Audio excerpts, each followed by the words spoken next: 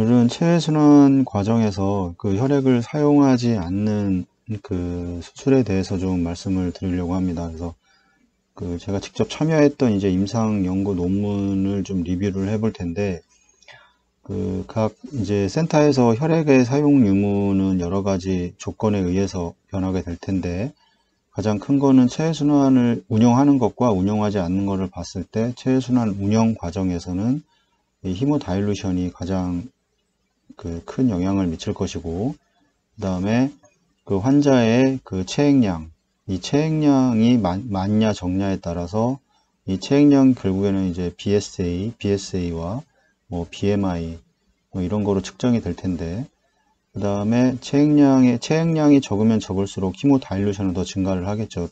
동일한 양을 하더라도. 그렇게 되면 이제 그 혈액의 사용 유무가 알 수가 있습니다. 그 다음에 이제 헤모글로빈의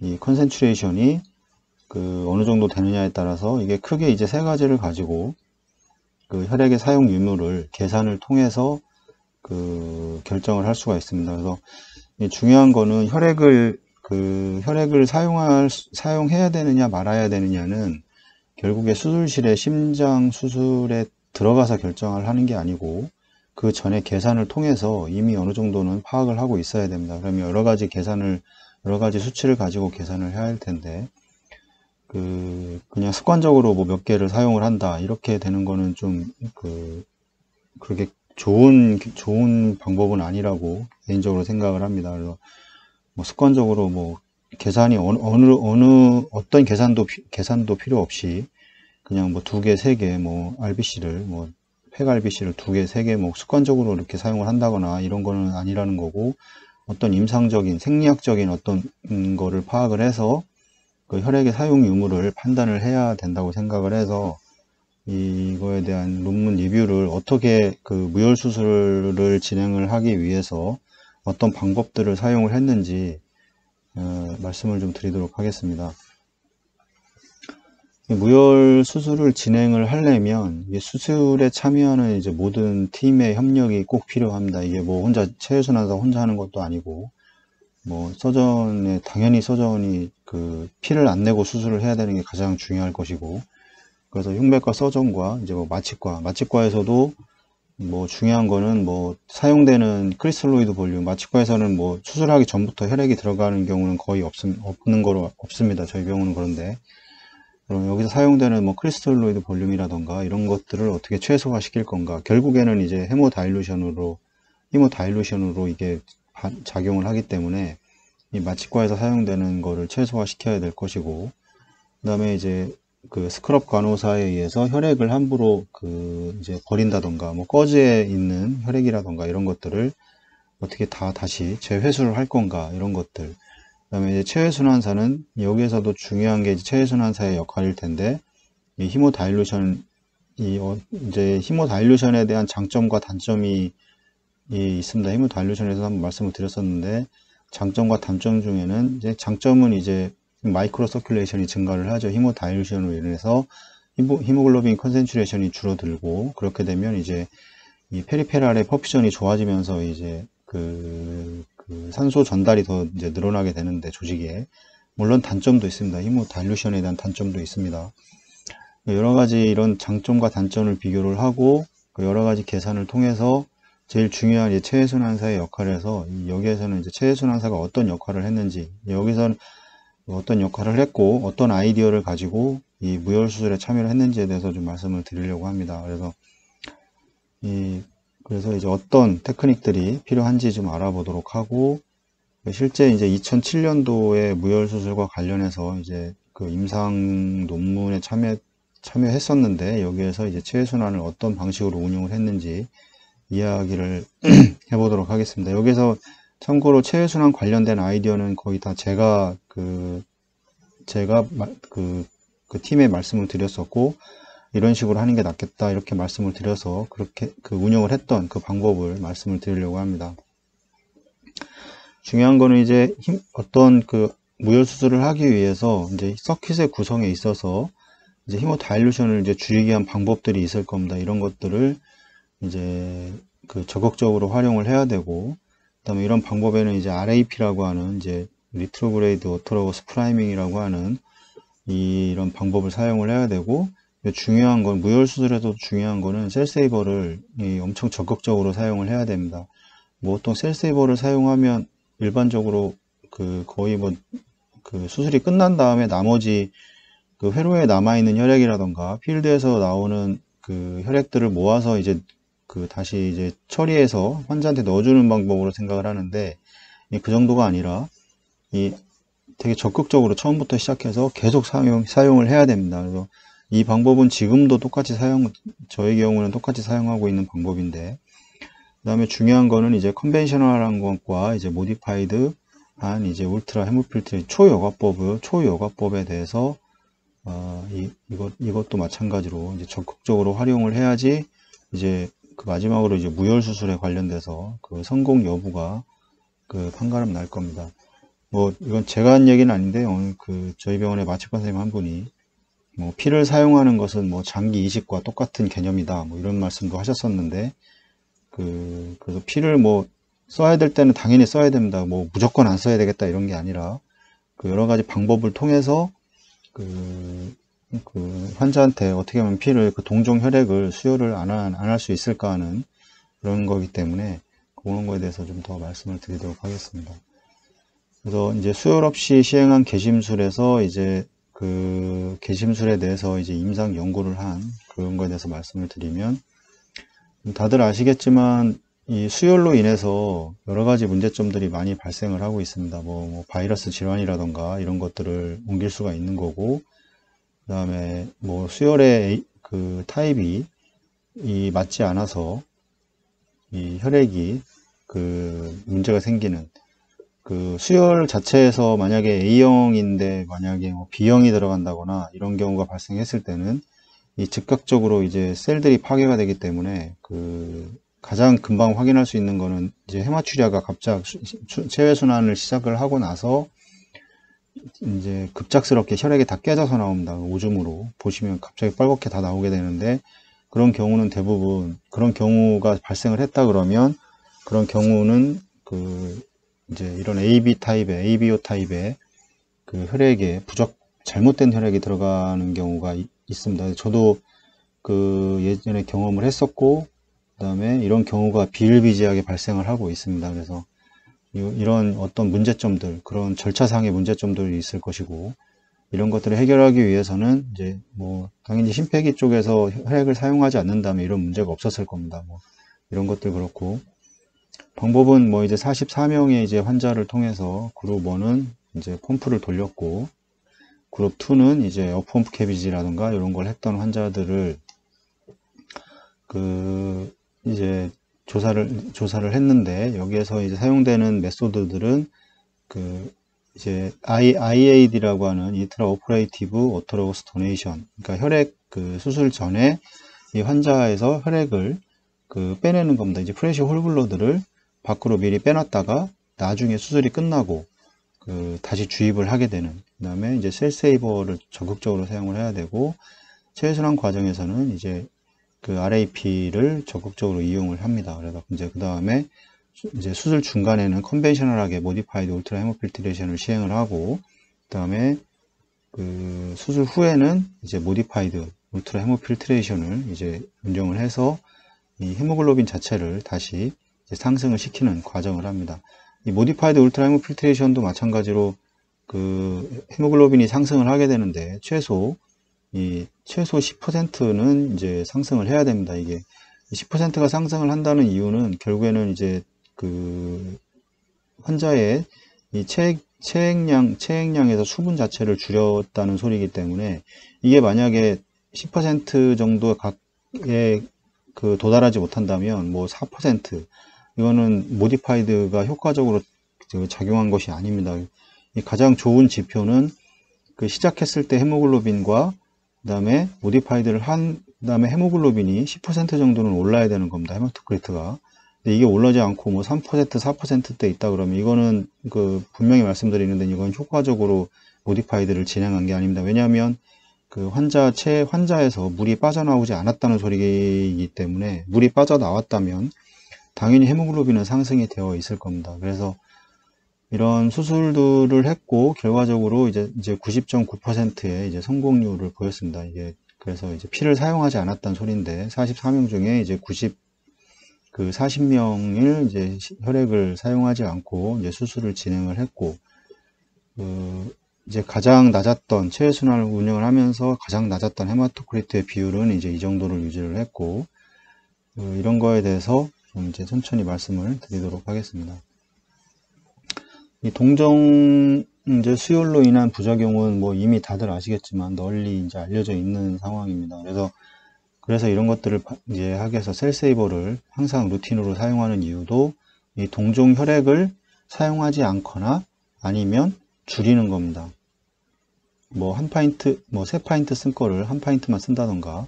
아시겠지만 혈액이라는 거는 한 사람한테서 나온 게 아니고 이 하나, 둘, 세 개가 있다면 다 각각 다른 사람한테서 나온 확률이 높기 때문에 이 중에 뭐 어떤 문제가 지금 뭐 혈액에 대한 그런 처리 방식이 우리나라는 뭐 안전하게 다 하지만 외국의 경우에도 무혈 수술이 많이 발달되어 있는 이유도 이제 이런 여러 가지 그 부작용들 때문에 그렇게 되는 겁니다.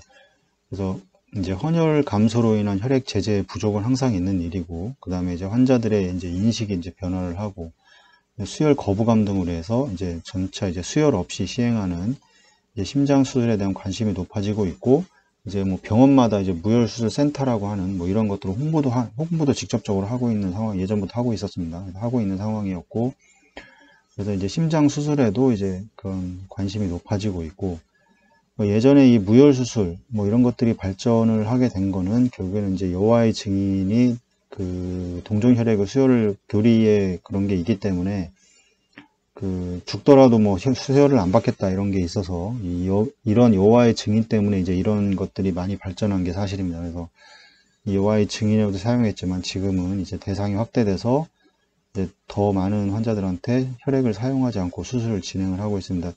저희 지금 이제 제가 근무하고 있는 병원에서도 거의 혈액을 잘 사용하지 않습니다. 뭐 사용을 한다 하더라도 뭐 한 개 정도인데, 한 개나 두 개 정도인데 거의 대부분은 수혈을 하지 않고 사용을 하려고 하고 있고 그렇게 또 이루어지고 있습니다. 그래서 그런 이제 수혈을 하지 않는 여러 가지가 확대되면서 더욱 다양한 이제 혈액 보존법과 장비들이 이제 개발이 되어 왔고, 그래서 이런 여러 가지 그런 방법들을 병합 적용해서 이제 수혈 없이 이제 심장 수술이 가능하다고 이제 연구 결과가 많이 보고되고 있습니다. 외국에서도 많은 논문들이 나오고 있고, 이런 혈액 보존법들은 이제 비용적 측면이나 이제 시간의 제약, 그 각 병원의 상황에 따라서 사용하기 어려운 방법들도 많이 있습니다. 이것도 이제 병원의 이제 그 어떤 상황에 따라서 그 무혈 수술이 가능한 병원이 있고 그렇지 않은 병원들이 있고, 저도 많이 이제 그 이런저런 병원 다니면서 많이 또 경험을 했고, 그 이제 개슴술 시에 이제 동종혈액 수혈을 피하고자 이제 다양한 혈액 보존법을 적용해서 이제 수술을 시행하였고, 이제 수혈 없이 이제 개슴술이 가능한지와 각 혈액 보존법의 효과 등을 이제 알아보고자 이 그 논문을 이제 작성하게 된 계기가 된 겁니다. 그래서 연구 대상 아까 말씀드렸지만 이제 심장 수술을 받은 44명 중 남자 22명, 여자 18명 대상으로 하였고, 그 1구는 이제 심폐기 가동하에 수술을 시행한 환자가 17명, 그다음에 무심폐기구는 이제 관상동맥 우회수를 할 때 이제 어펌 캐비지로 수술 환자가 이제 이렇게 됩니다. 그래서 그 환자분은 여기 이렇게 이게 나와 있고, 그래서 여러 가지 방법들을 사용을 했습니다. 여기서 제가 더 말씀드리고 싶은 거는 이제 서전의 영역은 뭐 저희가 영역이 아니기 때문에 뭐라고 얘기하기는 그렇고, 저는 체외순환사로서 체외순환사가 어떠한 저의 아이디어로 해서 어떻게 해서 그 무혈 수술을 진행하는데 일조를 했는지에 대해서 더 말씀을 좀 드리려고 합니다. 그래서 가장 먼저 했던 거는 이제 환자가 들어와서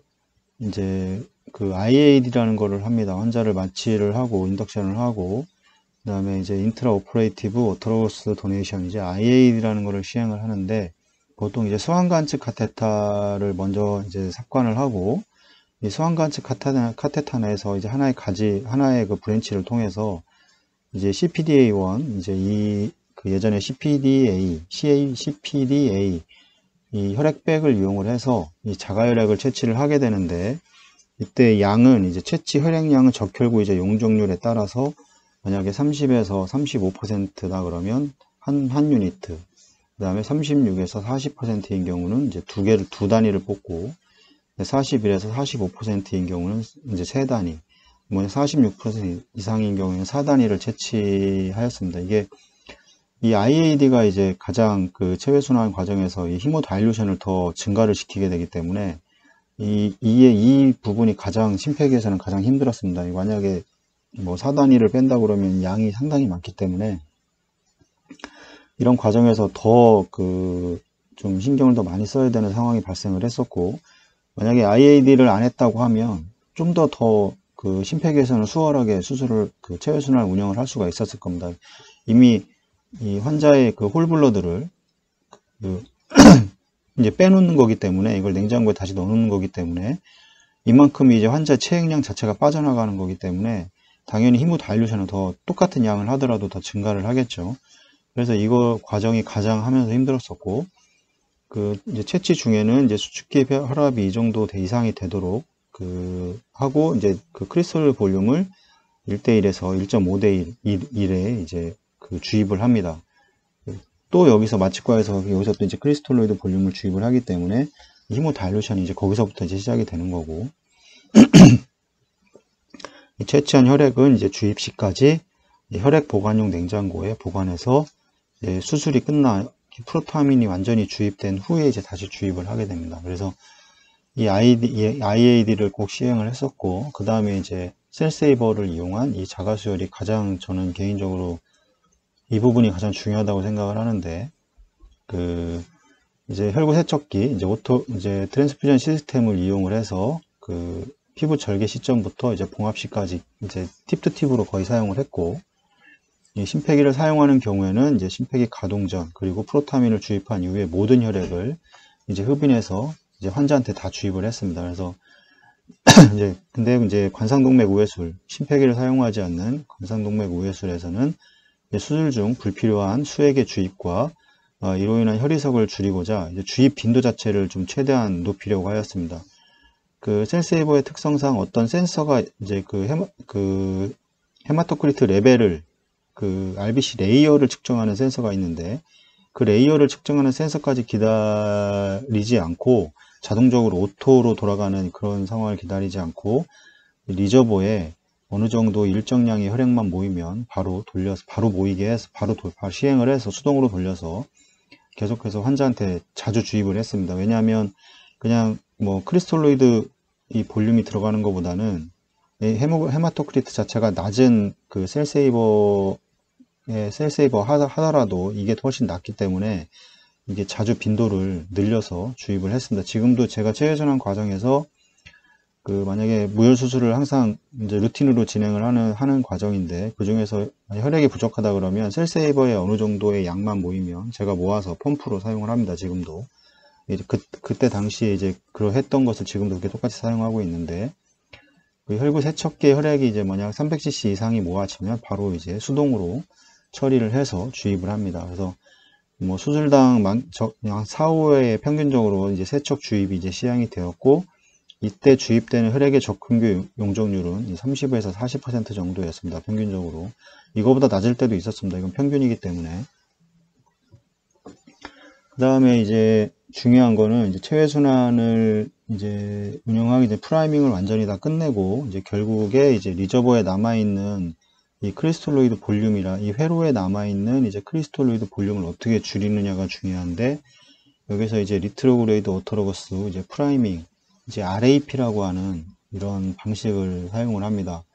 역행성 자가 충전을 위해서 이제 체외순환 회로에 이 동맥 라인에 이제 이 아트리얼 캐놀라가 이제 어센딩 에올타에 삽관이 되었을 때 이제 그 압력이 형성이 되게 되고, 그 압력으로 인해서 역행적으로 혈액을 계속 이제 밀어내서 빠져나오는 크리스톨 볼륨을 제거하는 겁니다. 그래서 이런 식으로 해서 이제 여기에다가 지금 라인을 이렇게 연결을 해서 여기다 이제 그 빈백을 하나 연결을 하는데, 그러면 A라인의 압력에 의해서 혈액으로 밀려 나올 거고, 그게 이제 수액이 이렇게 이제 나머지 혈액에 차 있는 혈액이 이렇게 나올 겁니다. 그래서 이제 심폐기 회로를 이제 정지력으로 충전한 후에 이제 정맥 라인의 정지력을 제일 먼저 이 정맥 라인에 있는 이 비너스 라인에 있는 혈액을, 그 혈액이 아니라 그 크리스탈로이드 볼륨을 무조건 이제 드레인을 시킵니다. 먼저 완전히 비웁니다. 최초로는. 이것도 제 그 영상 올린데 아마 그 RAP 하는 거에 대해서 나와 있을 텐데, 그 다음에 이제 정맥 조혈조로 내려보내고, 동맥 롤러 펌프, 여기는 다 롤러 펌프라고 되어 있는데 저는 항상 그 센트리퓨가를 사용을 했습니다. 그래서 서서히 가동해서 이 정맥 저혈조의 눈금이, 이 정맥 프라이밍을 하고 나면 이제 이 어느 정도 높이에 그 크리스탈로이드 볼륨이 있을 겁니다. 올레가 있었고, 그 다음에 비너스 라인을 내려서, 그럼 또 그 정도 이제 올라오면 그 자체를 이제 돌려서, 이 센트리퓨갈 펌프를 돌려서 이 라인을 어디까지 내리냐면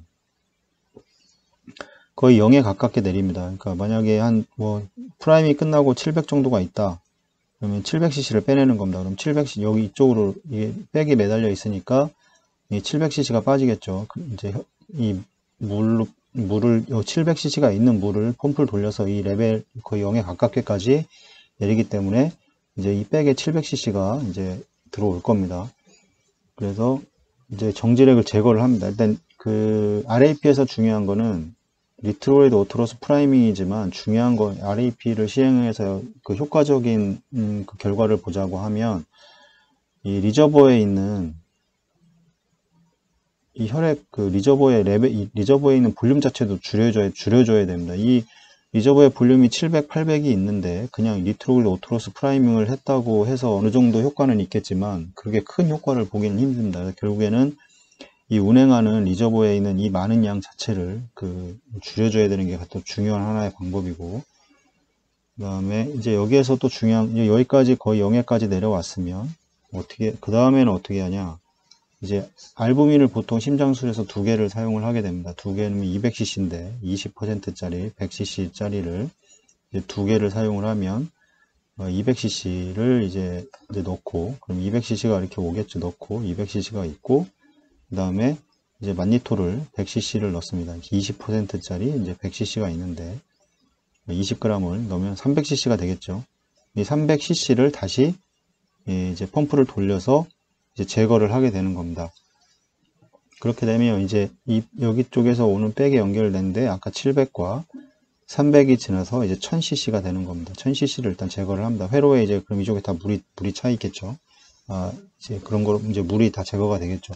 회로를 비운다는 소리가 아닙니다. 리저버에 있는 볼륨 자체를 계속해서 비운다는 소리고, 그 다음에 이제 동맥 삭관 후에는 동맥 겸자를 풀어서 이제 동맥 라인의 정지력을 밀어내면서 이제 채워지게 하는 겁니다. 이쪽 동맥 라인의 압력으로 인해서 역으로 리트로그레이드로 해서 이렇게 이제 이 A 라인에 있는 그 정지력을 혈액으로 밀어내는 겁니다. 그래서 근데 그 다음에 이제 어떻게 하느냐, 비너스 라인이 비워져 있다고 말씀을 드렸는데, 이때는 이제 보시면 저희 항상 리서큘레이션이 있는데, 리서큘레이션 라인을 통해서 이 A 라인의 압력을 통해서 밀어서 리서큘레이션 라인을 통해서 이렇게 비너스 라인을 혈액으로 또 채웁니다. 이런 식으로 해서 이제 그 A 라인과 비너스 라인은 다 혈액으로 채우고 리저버를 0으로 거의 0에 가깝게 만들고, 이런 식으로 하면 거의 한 1200 정도의 그 볼륨을 제거를 할 수가 있습니다. 그래서 이 재순환 라인을 이용해서 빈 정맥 라인을 완전히 채우고 이제 최순환을 시작을 하는데, 이 역행적 자가 충전 기간 동안 이제 수축기 혈압은 최소한 이 80mm 이상을 유지하도록 했고, 이 만약에 혈압이 좀 낮다 그러면 이제 페닐레프린이라든가 이런 승합제를 이제 마취과 쪽에서 사용을 해서 그 최소한의 혈압을 유지를 하는 겁니다. 볼륨이 빠지기 때문에 이제 시스톨릭 자체가 좀 떨어질 수가 있습니다. 이제 스트로크 볼륨 자체가 줄어들기 때문에. 그 다음에 이제 수술 후에는 이제 기존 초여과법, 이제 컨벤셔널 울트라 헤모필트레이션을 중간에 시행을 합니다. 왜냐하면 IAD를 시행을 했고, IAD를 해서 이제 그 환자의 홀블러드를 빼냈기 때문에 또 이걸 빼낸 만큼 1대1이나 1.5대1로 해서 이제 크리스탈로이드 볼륨이 다시 환자한테 주입이 됐기 때문에 이제 또 히모다이루신 자체가 진행이 돼서 체외순환을 운용을 하게 되면 헤모글로빈 자체가 많이 떨어지게 됩니다. 그래서 이제 초여과법을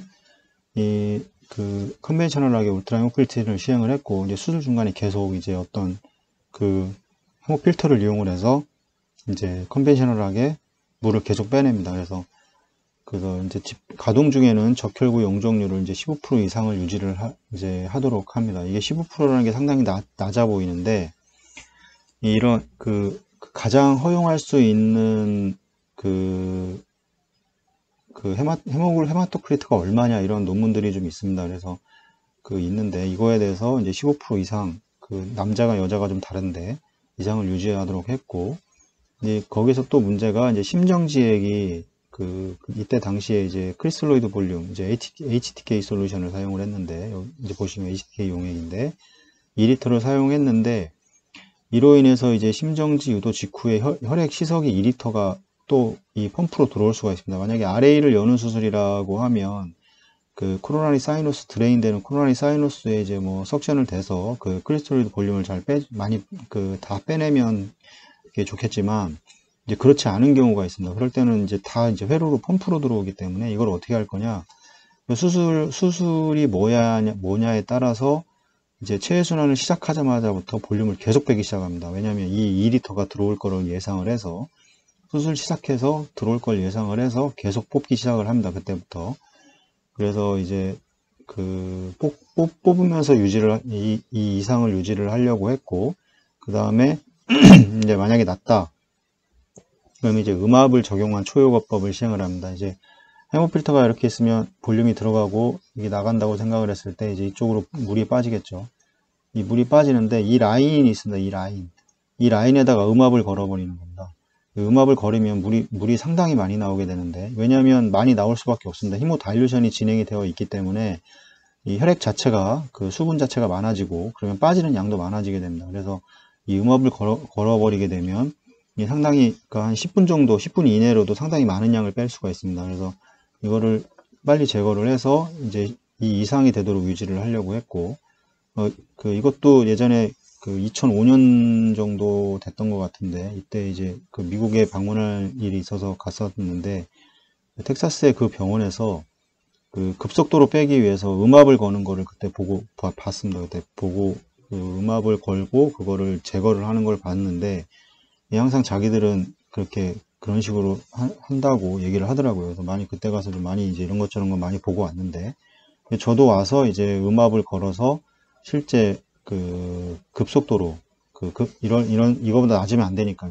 올려가지고 하기 위해서 이제 음압을 걸어서 이제 체액에 있는 수분을 급속도로 제거를 했습니다. 그래서 그 다음에 이제 심폐기 이탈 후에 이제 다 수술이 끝나고 난 후에는 이제 이 초요과 이 모디파이드 울트라 헤모필트레이션을 이용을 하기 위해서 이제 정맥 라인에 비너스 라인에 연결을 하고 이제 모디파이드 울트라 헤모필트를 시행을 한 겁니다. 그래서 이렇게 해서 이제 적혈구 용적률을 이제 측정을 하게 되는 겁니다. 그래서 예전에는 이게 2007년이다 보니까 이제 아프로티닌을 그때는 사용을 했었습니다. 근데 지금은 이게 예전에 FDA에서 이제 문제가 발생을 해서 이제 지금은 아프로티닌을 사용을 하지 않는데 2007년도에는 사용을 했습니다. 그래서 계속 사용을 했었고, 근데 지금은 사용하지 않는 방법이고, 그래서 이거는 이제 이런 식. 그 다음에 수열 기준을 어떻게 잡았냐면, 이제 심폐기 가동 중에는 이제 2회 이상 연속적으로 측정한 이제 적혈구 용적률이 15% 미만으로 측정되는 경우에 이제 수열을 시행을 했습니다. 그래서 만약에 아까도 말씀드렸지만 이제 이제 음압을 빨리 걸어서 이제 초요과법을 시행을 했고, 이거보다도 전에 2000cc가 HTK 솔루션 2000cc가 모든 게 다 심폐기 회로로 들어온다 그러면 이 CPB를 이제 스타트 한 직후부터 계속해서 물을 이제 뽑아내고 있었고, 이미 그 다음에 카디오플레지아 주고 나서 이제 헤모토크리트 측정을 했을 때 이제 15% 이하가 되면 이제 혈액을 주입을 하는 미만으로 반복 측정의 수열을 시행을 했습니다. 그래서 수열은 먼저 이제 IAD 이 IAD, 그러니까 환자에서 그 홀블러드를 빼는 거를 먼저 자가혈액을 이제 심폐기에 추가를 하는 거고, 그 이후에 이제 추가적인 수혈이 필요하다면 이제 농축 적혈구를 이제 동종 혈액을 사용하는 것을 이제 원칙으로 했습니다. 그래서 이제 수술 후 수혈 기준은 이제 적혈구 용적률이 21% 이하인 경우로 하였고, 출혈이나 이제 혈액학적 불안정 등의 합병증이 있는 경우에는 예외로 이제 하였다. 이제 이런 식의 기준을 세웠고, 그 IAD 경우는 아까 설명드렸지만 혈액 환자당 이제 2.4개 뭐 이래서 4단위 정도가 됐습니다. 평균은 이제 2개, 2파인트 정도 여기 사용되었고, 이 IAD 시행 직후 이제 적혈구 용적률은 심폐기군의 경우에는 이 정도가 됐었고, 이거로 감소를 했고, 에서 이렇게 감소를 했고, 그 다음에 심폐기를 돌리지 않은 상태에서는 이제 이런 식으로 감소를 했습니다. 당연히 이제 환자 자신의 혈액을 빼고 다시 이제 크리스톨로이드를 주입을 했기 때문에 이제 이렇게 떨어질 수밖에 없는 상황이 되는 겁니다. 그래서 체외순환을 가동을 하게 되면 이 상태에서 이제 체외순환을 시작을 하게 되는 겁니다. 그럼 여기서 좀 더 떨어지겠죠, 이제. 왜냐면 체외순환 회로에 이제 또 크리스톨로이드 볼륨 자체가 충진액이 있기 때문에. 이제 수술 후에 자가 혈액을 모두 주입을 하고, IAD를 한 상태의 혈액을 모두 주입하고 나서 이제 적혈구 용적률은 이제 28에서 34.5%로 이런 식으로 상승을 하였고, 그 다음에 이제 심폐기군에 비해 이제 무심폐기군은 이렇게 이제 통계학적으로 유의한 상승을 보였다. 이렇게 나와 있습니다. 그 다음에 이제 리트로그로토로스 프라이밍 RAP를 시행을 했고, 이제 체외순환 라인으로부터 제거한 양은, 이제 충전액 양은 평균 이제 이렇게, 이 정도의 평균적으로 한 1000cc 정도는 항상 제거를 합니다. 그래서 이 정도를 제거를 하고, 이 900이 될 때도 있었는데, 이때는 왜 그러냐면, 이제 혈압 자체가 너무 낮아지거나, 이 볼륨이 너무 많이 없어지는 상태, 이런 상태에서는 이제 이 정도밖에 할 수가 없었고, 그러니까 심폐기 가동 전후로 이제 적혈구 용적률이 이제 27.9에서 20.9로 이제 7%가 감소합니다. 이 정도에서 이제 체외순환을 시행을 하면 RAP를 하고 시행을 하면 이제 7% 정도가 이제 평균적으로 감소를 했습니다. 그래서 이제 이런 상태로 이제 체외순환을 시행을 이제 하는 거죠. 여기에서 이제 여기에 이제 HTK 솔루션이 들어올 걸 예상을 해서 이제 이 정도를 유지를 해야 되기 때문에 이제 지속적인 이제 헤모필트레이션을 이제 진행을 했고, 여기서 보시면 이제 역행성 자가 혈액 충전법을 시행한 군에서 이제 심폐기 가동 후 이 혈액 희석 정도가 이제 덜 하였습니다. 당연히 RAP를 할 수 있는 만큼 하기 때문에 당연히 안 한 군보다는 훨씬 더 체외순환 과정에서 히모다일루션으로 인한 헤모글로빈의 저하가 이제 덜 되는 겁니다. 그래서 이제 심폐기 가동 직후부터 이제 기존 초여과법을 시행을 했습니다. 말씀을 드렸지만, 심정지 주입을 한 후에 평균으로 이 정도의 헤마토크리트였고, 이는 이제 전체 수술 과정에서 최저 적혈구 용적률이었습니다. 이제 이게 가장 낮은 16.4에서 14%에서 21% 사이 그랬습니다. 그래서 이렇게 해가지고 수술을 했고, 이제 심폐기 이탈 후에는 이제 변형 초효과법을 시행을 했는데, 이제 모디파이드 울트라 헤모필트레이션을 이제 시행을 했는데, 이 제거된 수액은 평균적으로 이제 이 정도 됩니다. 800에서 2000 정도 됐는데, 대략 이제 15분 정도를 합니다. 평균적으로 15분 정도를 시행을 해야 하는데, 이게 논문에도 최소한 10분, 15분 정도는 해야 됩니다. 아무 최소. 이게 뭐 짧게 하는 경우는 별 효과가 없습니다. 그래서 이 정도는 하고, 이 정도는 최소 뽑아야 되고, 이때 이제 시행한 다음에 적혈구의 이제 용적률은 이 상태에서 이렇게 올라와야 되는 겁니다. 최소 이렇게 올라야지. 만약에 이 헤모글로빈, 모디파이드 울트라 헤모필트레이션을 시행을 했는데, 이 적혈구 용적률이 평균적으로 10%에 가깝게 오르지 않으면, 그거는 효과적으로 한 게 아닙니다. 결국엔 물이 많이 빠져나와야 되는 건데, 물이 빠져나오지 않았다는 소리밖에 안 되기 때문에, 그래서 한번 10% 이상이 올라가지 않는다고 하면, 좀, 어떤 방식으로 하고 있는지 한번 생각해 볼 필요가 있습니다. 그래서, 대조군과 사용하지 않은 심폐기군과, 이제, 통계적으로 유의한 적혈구 용적률 상승이 이제 관찰이 이제 됐습니다. 그래서, 이렇게 해서 상승을 했다는 것을 보여주고 있는 거고,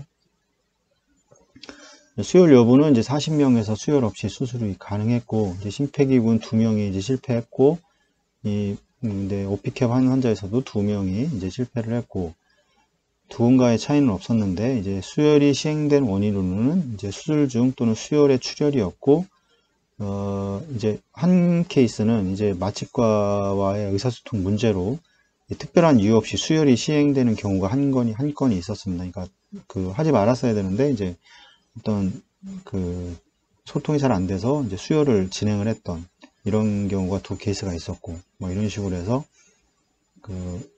이제 수혈을 진행을 했었고, 이 양상을 보면 자가혈액 채취 후 이제 이렇게 해서 이렇게 떨어지고 감소를 했고, 가동 후에는 여기에서 또 이렇게 떨어지게 되고 이제 감소를 했고, 심정지 주입 후에는 또 이렇게 이제 2번, 3번에 이제 이렇게 드랍되는 절차가 있었습니다. 그래서 심폐기 가동 중에는 이제 여가법을 지속적으로 시행을 했고, 그 다음에 정지력이 제거되고, 그 다음에 초여가법 하고, 그렇게 해서 이제 이 정도까지 적용 용적률이 상승을 했고, 이런 절차를 이제 여기 그래프로 이렇게 이제 보여주게 되는데, 가장 많이 떨어지는 게 이제 카디오플레지아를 주입을 하는 겁니다. 물론 이제 온 CPB를 한 다음에 떨어지게 되고, 이게 IAD를 하면서도 한 번씩 떨어지게 되죠. 이렇게 한 3번에 이제 떨어지는 과정이 있는데 다시 상승을 하는 이런 과정을 이제 보여주고 있는 겁니다. 그래서 이제 프리 모디파이드 울트라 헤모필트레이션과 이제 포스트 모디파이드 울트라 헤모필트레이션의 차이가 이제 많이 나는 것을 확인할 수가 있습니다. 보시면 이제 수혈 없이 심장 수술을 시행하기 위해서는 이제 자가혈액 손실을 최소화해야 되고, 이 자가혈액 보존에 이제 최대화를 해야 됩니다. 그래서 그다음에 이제 불필요한 혈액 희석을 이제 최소한 과정에서는 이게 가장 중요할 텐데, 혈액 희석을 최소화해야 됩니다. 그다음에 혈액 이제 생산을 최대화를 해야 되고, 이제 적정 이제 혈액 응고 상태를, 피가 나면은 결국에는 이제 블리딩이 생기면 이제 피를 줘야 되는 상황이 발생을 하기 때문에 여러 가지 이제 조건들이 맞아야 됩니다. 그래서 이 생리적으로 메타볼릭적으로 꼭 필요한 경우에만 이제 수혈을 하도록 이제 노력이 필요할 겁니다. 이런 거는 여러 가지 뭐 랩을 검사를 해보면 지금 이 조직의 산소 전달이 가장 중요한 거는 히모다일루션 자체가 많이 되어 있고, 히모글로빈 자체가 이 컨센트레이션 자체가 떨어져 있기 때문에 결국 중요한 거는 이제 산소 전달입니다. 조직에 이 산소 전달이 잘 되는지 안 되는지, 이거를 비교하려면 뭐 SbO2를 검사를 해봐도 되는 거죠.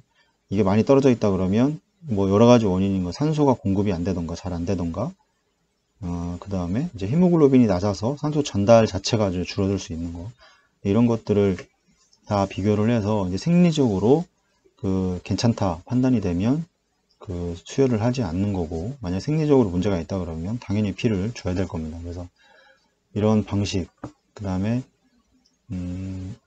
수술 중 적혈구 용적률을 낮추어서 출혈로 소실되는 적혈구를 이제 최소화하고, 이 헤파린과 체외순환 연관된 이제 혈소판의 활성화 및 소모, 용혈 이런 현상화 인터루킨, 그 다음에 이제 이 사이토카인 등 생성에 가능한 악영향으로부터 이제 신선 혈액을 확보하는 장점이 있습니다. 이게 혈액을 IAD를 시행을 해서 뭐 2파인트 정도를 이 홀블러드를 뽑게 되면, 이건 이제 체외순환 회로에서 가동을 하지 않고 이게 밖에 나와 있습니다. 헤파린과의 위다웃 헤파린이죠.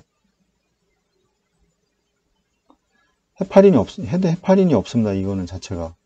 그래서 나중에 수술이 완전히 끝나고 이제 프로타민을 주입을 한 다음에 이 홀블러드, 프레시 홀블러드를 주입을 하게 되면 이 안에는 이제 홀블러드에 이제 플레텔리트라든가 이런 게 다 살아 있습니다. 다 프레시한 겁니다. 그래서 이거를 환자한테 다시 재주입을 하게 되면 이 혈액 응고라던가 이제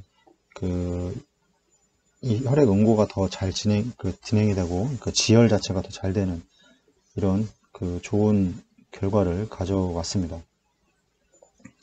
그 다음에 셀세이버가 가장 어떻게 보면 중요한데, 말씀드렸지만 셀세이버를 완전히 센싱을 해서 완전히 자기가 센싱을 한 거는 60% 정도가 됩니다. 하지만 이렇게까지 모이기 위해서는 많은 혈액이 리저버로 올 때까지 기다려야 되고, 그렇게 되면 출혈량이 계속 발생을 하게 되고, 이거보다는 이거를 자주 이용을 해서 30%대라도 이거를 자주 주입을 하는 것이 환자한테 더 이제 유리하다 이렇게 판단을 해서 그렇게 제가 시행을 했고, 그 다음에 이제 크리스톨로이드 볼륨만 계속 주는 것보다는 이 수혈이 이거보단 낮더라도 이 낮은 헤마토크리트를 환자한테 주입을 한 게 더 환자한테는 유리합니다. 그래서 지금도 셀세이버도 마찬가지로 그런 방법으로 계속 사용을 하고 있습니다. 이런 논문이라 이런 걸 해서 좋은 결과를 봤기 때문에.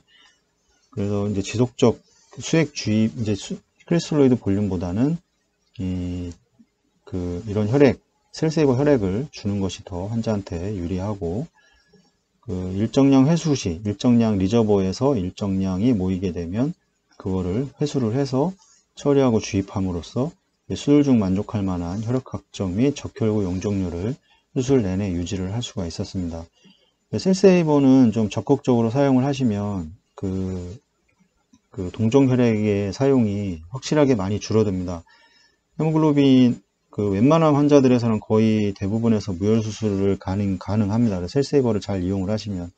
셀세이버에 보시면 가끔 보면 셀세이버의 혈액은 되게 많이 있는데 그걸 사용을 하지 않고 펌프에도 사용을 하지 않고 그냥 뭐 팩 RBC를 준다거나 뭐 이런 경우를 많이 보게 되는데, 그런 경우보다는 셀세이버에 모여 있는 거는 환자 자신의 이제 혈액이기 때문에 그 혈액을 처리를 해서 주는 것도 똑같이 RBC를 주입을 하는 거기 때문에 큰 효과를 볼 수 있다고 생각을 합니다. 실제 그렇게 해서 많은 무혈수술을 현재 진행을 하고 있고, 이제 중요한 거는 심폐기 가동 중 허용 가능한 적혈구 용적률에 대해서 아직 이제 의견이 다양합니다. 그래서 22% 이하의 환자에서 이제 뇌혈관, 심근경색, 저심박질 증후군, 심부전, 인공기 장기 사용, 출혈로 인한 대부분 합병증이 더 많이 발생했다는 논문도 있고, 그 다음에 사망률도 높았다고 보고가 되어 있고, 그 다음에 이제 10,000명 이상의 관상동맥 우회술 환자를 이제 전향적으로 분석했을 때 심폐기 가동 중의 적혈구 용적률 자체가 뇌손상 유발인자라고 주장을 하였습니다. 근데 점점 시간이 지나면서 수혈 기준으로 적혈구 용적률이 15%는 안전하고, 일반 환자와 달리 이제 심상수술 환자는 대사 요구 정도가 매우 감소된 상황입니다. 왜냐하면 체온 자체를 또 떨어뜨리죠. 이러면서 대사 자체가 많이 줄어들기 때문에. 그래서 히모다일루션도 우리가 진행을 하는 이유 중에 하나가 카디악 아웃풋도 보면 펌프에서 이용해 주는 게 2.2에서 2.4가 100%인데 실제적으로는 이게 되게 낮은 수치입니다. 가장 미니멈한 수치인데 이렇게 줘도 환자가 크게 문제가 없는 이유는 이 체온이 저하가 되게 되니까 전측의 이제 조직에서의 이 대사량이 줄어들게 되고, 그래서 히모다일루션에서 보통 우리가 알고 있는 25% 전후로 유지를 하는 이유도 대사가 그만큼 산소 요구량이 줄어들기 때문에 이 낮은 카디악 아웃풋도 조직에 산소를 공급을 해줄 수가 있는 겁니다. 그래서 이 논문에는 15%도 안전하며 이런 대사 요구 정도가 심장 수술에서는 매우 감소된 상황이고, 이 정도 낮은 적혈구 용적률이 이제 용인될 수 있다, 이렇게 또 주장을 했습니다. 그래서 이 무혈수술을 시행한 100명의 관상동맥 우회술 환자에게 심폐기 가동 중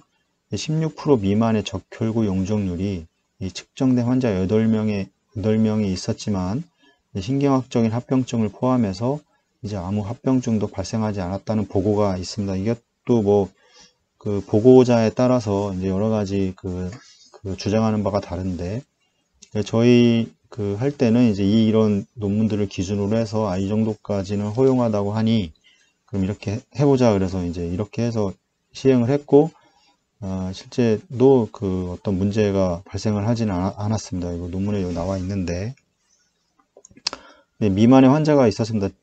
본 연구에서도 미만이 있었는데 이제 초효과법을 이 정도로 상승을 했고, 이제 5분간 이제 음압을 걸어서 급속도로 빼내서, 그 전부터 이미 시행을 하고 있었지만 더 빨리 빼내려고 이제 음압을 걸어서 이렇게 시행을 했었고, 그래서 수혈을 시행하지 않았고 수술 후 이제 특별한 합병증은 이제 없었다, 이렇게 나와 있습니다.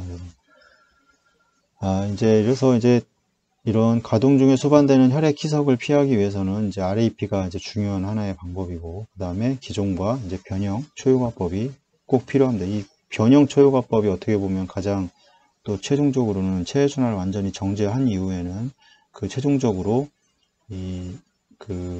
환자의 가지고 있는 수분을 제거하는 데는 이 변형 초효과법이 꼭 필요를 하게 됩니다. 실제 무혈 수술을 하기 위해서는 이런 방법들을 다 모두 동원이 돼야 되고, 그 심폐기 가동 직후에 이제 혈액 희석을 최소화할 수 있어 동정맥을 줄일 수 있는 이제 한 방법으로 알려져 있습니다. 그래서 이런 거는 그 이제 특별한 장비나 비용이 필요하지가 않습니다. 이미 사용되고 있는 회로에서 하나의 그 다른 방법으로 돈이 들거나 이러지 않기 때문에 따로 더 쉽게 적용이 가능하고 대부분 이제 안전하게 시행이 가능합니다. 그 다음에 또 매우 유용합니다. 실제적으로.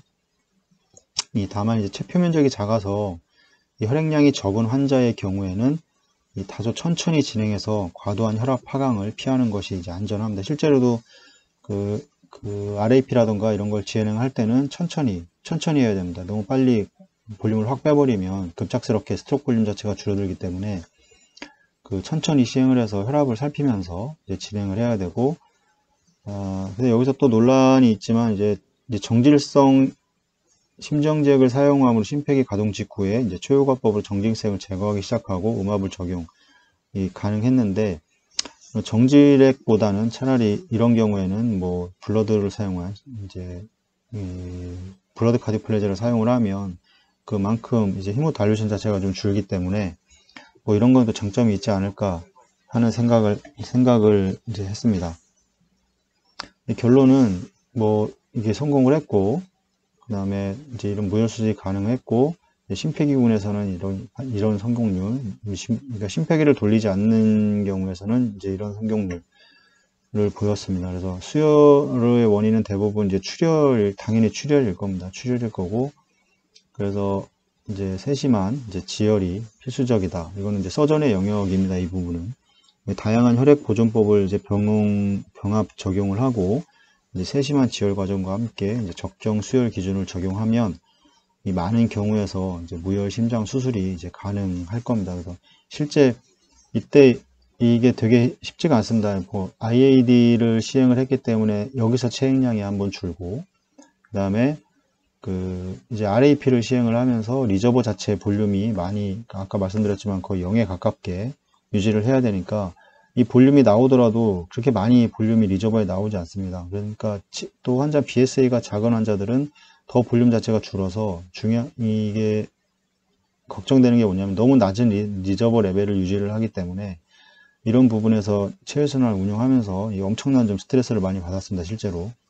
그러니까 뭐 엄청 스트레스를 받으면서 시행을 해서 그런지 더 많이 기억나기도 하는데, 그래서 그러니까 이거는 말씀드리지만 그렇게 경력이 얼마 안 되신 분이 하기는 좀 어렵습니다. 실제적으로 체액량 자체도 다 계산을 해야 되고, 이 환자의 체액량이 어떻게 변했는지도 계속해서 그거를 인지를 하고 있어야 되고, 지금도 저한테 배우거나 지금 같이 공부하고 있는 선생님들한테도 맨날 얘기를 하는 건데, 항상 체액량 계산을 하고 여러 가지 계산을 다 하고 들어가야 된다는 게, 이때 2007년도부터 계속 이런 것들을 시행을 해왔었기 때문에 지금도 그렇게 알려주고 있고, 그 다음에 저랑 같이 이제 많이 교류가 있는 선생님들은 대부분 무혈 수술을 진행을 하려고 다들 노력을 하고 있습니다. 그래서 함부로 혈액을 굳이 안 써도 되는데, 계산상에서도 안 써도 되는 환자를 혈액을 그냥 습관적으로 사용한다는 거는 이건 좀 문제가 있다고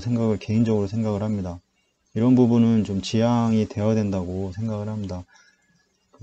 아까도 얘기했지만 저희 마취과 선생님께서 혈액을 주입하면 장기 이식하는 거랑 무슨 차이가 있느냐, 이런 말씀도 해주셨는데, 그거는 그럴 수 있다고 생각을 합니다. 저도 개인적으로. 그래서 혈액을 사용하지 않고 수술을 해서 그냥 그렇게 해서 심장 수술이 끝난다면 이 가장 좋은 방법이지 않을까 하는 생각을 합니다.